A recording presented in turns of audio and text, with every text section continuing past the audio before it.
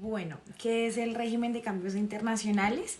Entonces podemos definir como un conjunto de normas que rodean todos los aspectos de esto mismo, que es todo lo que tiene que ver con los cambios internacionales. Estos se pueden definir como todas las transacciones en el exterior que impliquen pagos o transferencias de divisas o títulos representativos de las mismas. De acuerdo al régimen cambiario colombiano, existen dos tipos de mercado que regulan esto, y es el mercado libre y el mercado regulado.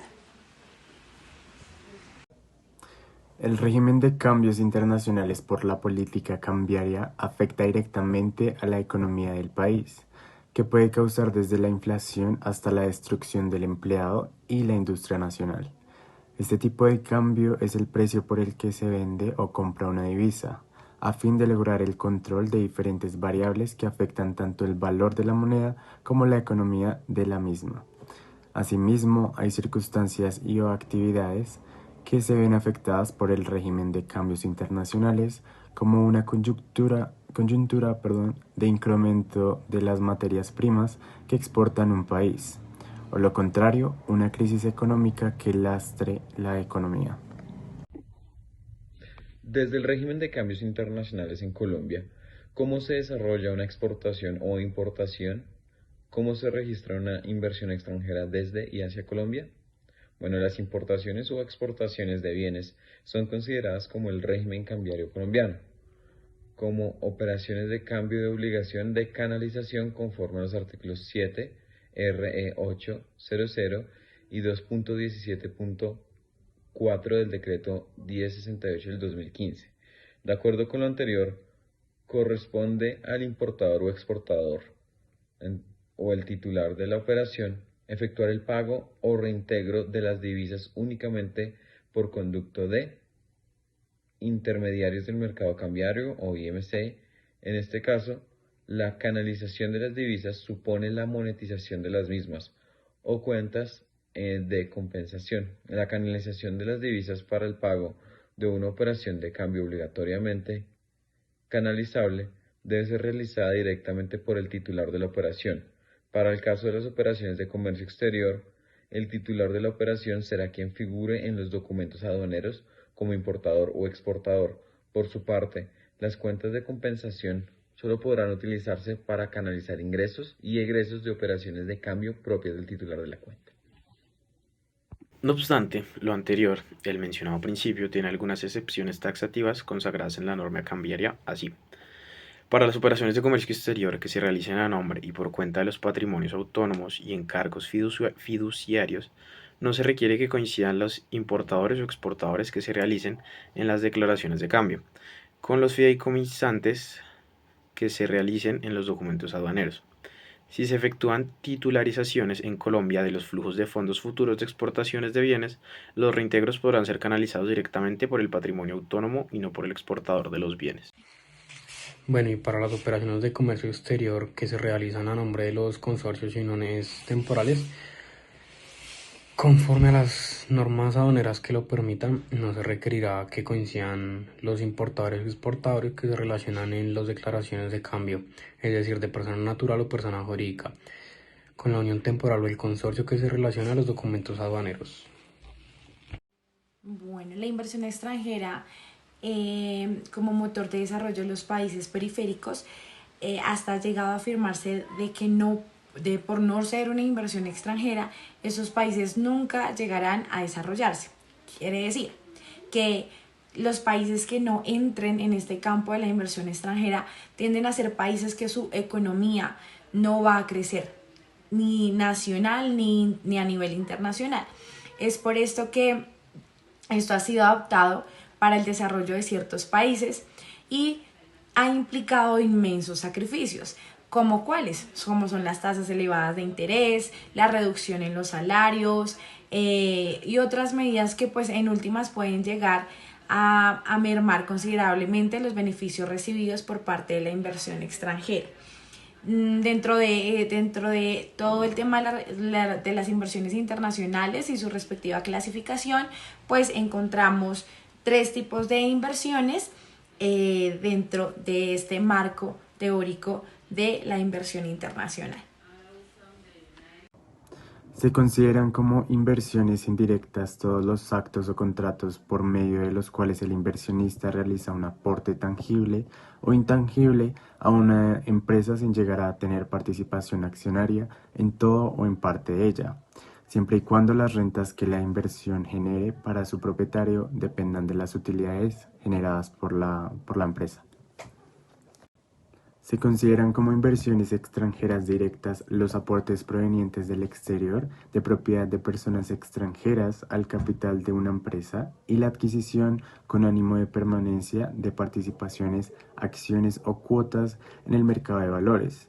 Sus formas más generales son la importancia de divisas libremente convertibles para inversiones en moneda nacional como la creación de empresa o como aporte directo de capital a una empresa o adquisición de derechos, acciones u otros valores, importación de maquinaria, equipos u otros bienes físicos o tangibles aportados al capital de una empresa como importaciones no reembolsables, importaciones de divisas libremente convertibles para efectuar inversiones en moneda nacional destinadas a la compra de inmuebles para residencia propia o vivienda de funcionarios o oficinas de personas jurídicas extranjeras. Y por último, se consideran como inversiones de portafolio las inversiones en acciones y bonos obligatoriamente convertibles en acciones y otros valores negociables en la bolsa de valores. Describe los entes de control y vigilancia para los sistemas de cambio e inversiones internacionales en Colombia. Autoridades administrativas encargadas de vigilar el cumplimiento del régimen cambiario y de inversiones internacionales. La primera es la Superintendencia de Sociedades. Ella vigila las inversiones internacionales realizadas por personas naturales y jurídicas, así como operaciones de endeudamiento externo realizadas por empresas o sociedades públicas o privadas. El segundo ente es la Superintendencia Financiera, la cual se encarga de la supervisión de intermediarios del mercado cambiario. El tercer ente es la Dirección de Impuestos y Aduanas Nacionales, la DIAN.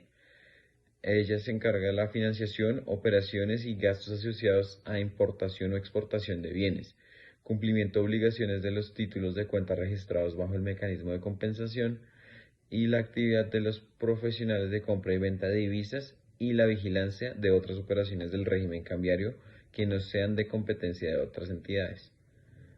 Básicamente es una competencia residual cambiaria. El Registro Nacional de Valores Emisores es un servicio de registro obligatorio cuyo objetivo es el de inscribir las clases y tipos de valores junto con los emisores y las emisiones que realicen.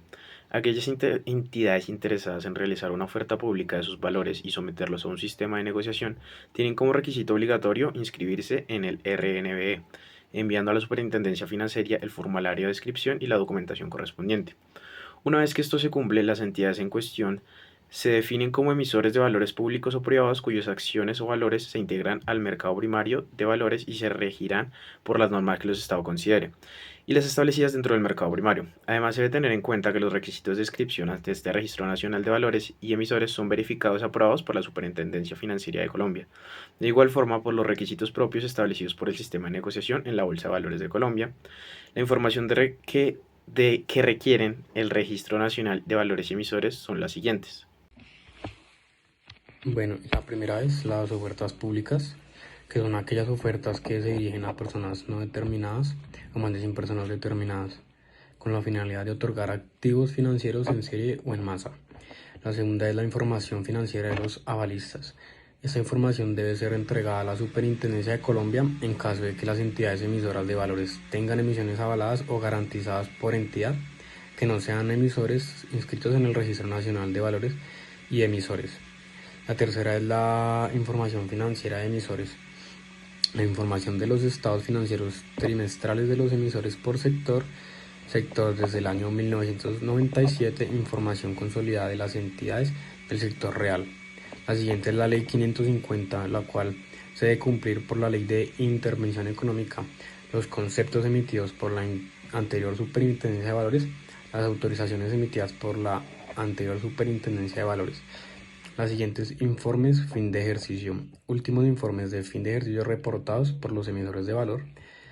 Los siguientes títulos inscritos, los títulos inscritos en el RNV e intermediarios. Las siguientes son las calificaciones, descripción de las calificaciones emitidas por Duff and Phelps y BRS Investor Service S.A. Y la última son los acuerdos entre accionistas. Bueno, hablando un poquito del tema del endeudamiento externo y asimismo cómo se hace el registro del mismo, entonces podemos iniciar con que en la primera parte nos indica un solo tipo de operación, o sea, debemos especificar qué tipo de operación estamos haciendo, si es una inicial, si es una devolución, si es un cambio de declaración de cambio o si es una modificación. Y pues para cada una de estas encontramos ciertas definiciones que de acuerdo a esta definición es donde vamos a realmente marcar y decir, bueno, cuál es la operación que estamos registrando.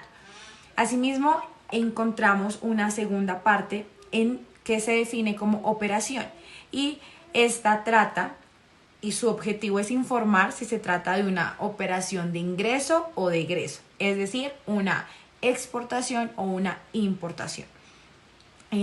Bueno, entramos a la segunda parte de este formulario y es el dato 2, que habla de toda la estructura de la declaración.